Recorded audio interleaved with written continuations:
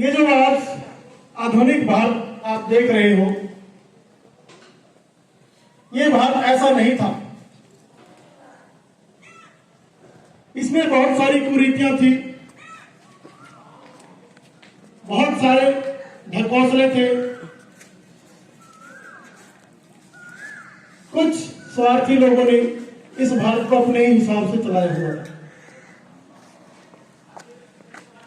कहने के तो इतिहास में कहा जाता है कि हमारा देश सन 1600 ईस्वी में गुलाम हुआ, लेकिन हमारे देश का एक बहुत बड़ा तबका तो हजारों लाखों साल से गुलाम था, जिसको पढ़ने का अधिकार नहीं था, अपनी बात को रखने का अधिकार नहीं था, समाज में उठने बैठने का अधिकार नहीं था, यहां तक कि उसको पानी पीने का, जमीन पर चलने का भी अधिकार नहीं था। मैं बात कर रहा हूं दलित समाज की, पिछड़े समाज की। एक ऐसा समय भी था जब दलित समाज को समाज में कोई स्थान नहीं था। उसके स्पर्श मात्र से चीजें अपवित्र हो जाती थी। पानी को छू लिया तो पानी अपवित्र हो गया, व्यक्ति को छू लिया व्यक्ति अपवित्र हो गया, यहां तक कि उसके पांव के निशान के ऊपर भी अगर कोई पांव डाल दिया जाता था तो व्यक्ति अपने आप को अपवित्र समझा जाता था। तो ऐसे समाज में पढ़ाई की कल्पना करना तो एक बहुत बड़ी बात है। तो प्यारे बच्चों, कोई ना कोई उद्धार के लिए किसी न किसी समय किसी व्यक्ति को जन्म लेना होता है। तो इस समुदाय विशेष के लिए उदाहरक जो रहे डॉक्टर बी आर अम्बेडकर रहे। जब डॉक्टर बी आर अम्बेडकर छोटे थे तो उनके पिताजी एक सेना में सूबेदार थे। पहली बात तो समय दाखिला दिलाना ही बड़ी बात थी स्कूल में। उनके पिताजी सूबेदार थे तो उन्होंने जैसे कैसे जुगाड़ लगा करके उनको एक स्कूल में एडमिशन दिला दिया, प्रवेश दिला दिया। तो स्कूल में एडमिशन हो गया। जैसे ही अम्बेडकर जी पहले दिन पहुंचे, अध्यापक ने शर्त लगाई कि तुम पढ़ तो सकते हो लेकिन क्लास के अंदर बैठ के नहीं पढ़ोगे, क्लास के बाहर बैठना होगा तभी तुम पढ़ सकते हो। तो doctor B R Ambedkar class से बाहर बैठकर पढ़ते थे, लेकिन पढ़ाई में बहुत मेधावी थे, बहुत अच्छे थे पढ़ाई में, और उनका एक अपना रुतबा था। तो डॉक्टर अम्बेडकर ने उस समय इन बातों को सहा और जैसे तैसे कर अपनी शिक्षा पूरी की। और फिर उनकी नजर जो है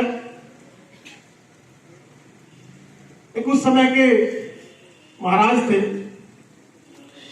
उन्होंने उनको प्रेरित किया क्योंकि डॉक्टर बी आर अम्बेडकर आगे पढ़ना चाहते थे, विदेश में अपनी शिक्षा पूरी करना चाहते थे। तो उन्होंने कहा कि जाओ आप विदेश से अपनी शिक्षा पूरी करके आओ।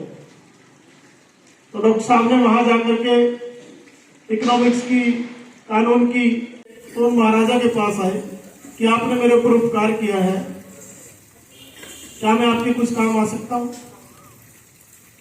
तो उन्होंने वहां अपनी कार्यशैली में अपने किसी जगह पे उनको एक पद दे दिया कि आप यहाँ पे काम करिए। और सेक्रेटरी का था तो वहां भी समस्या हो गई।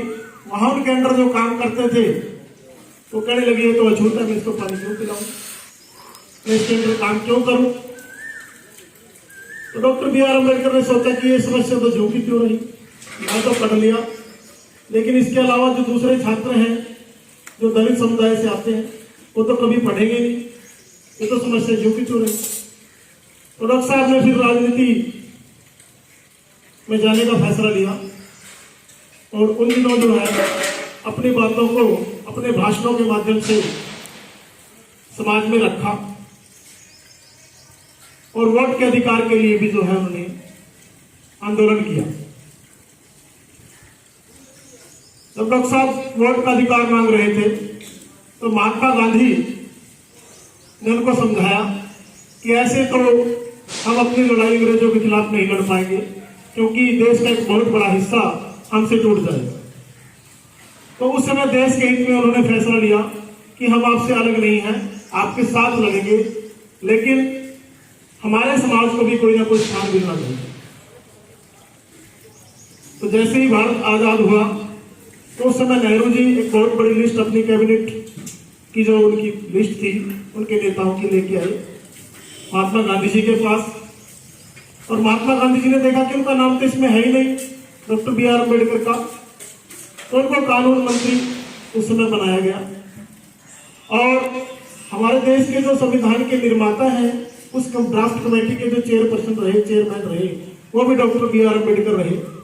तो उन्होंने अपनी अध्यक्षता में एक ऐसा कानून बनाया कि देश में हर व्यक्ति को, हर बच्चे को, हर बड़े को, हर बूढ़े को, हर महिला को सम्मान मिले, उसको पढ़ने की आजादी मिले, स्वतंत्रता की आजादी मिले, अभिव्यक्ति की आजादी मिले। कुछ लोग कहते हैं कि जो डॉक्टर बी आर अम्बेडकर थे वो उन्होंने सिर्फ दलितों के लिए काम ही किया, बाकी किसी के लिए काम नहीं किया। ऐसा नहीं है, उन्होंने महिलाओं के समाज, महिलाओं के उत्थान के लिए, उनके विकास के लिए ये बहुत सारे प्रयास किए। आज जो महिलाओं को पढ़ाई के विशेष अधिकार है, नौकरियों में जो विशेष अधिकार है, वो डॉक्टर बी आर अम्बेडकर की वजह से ही है।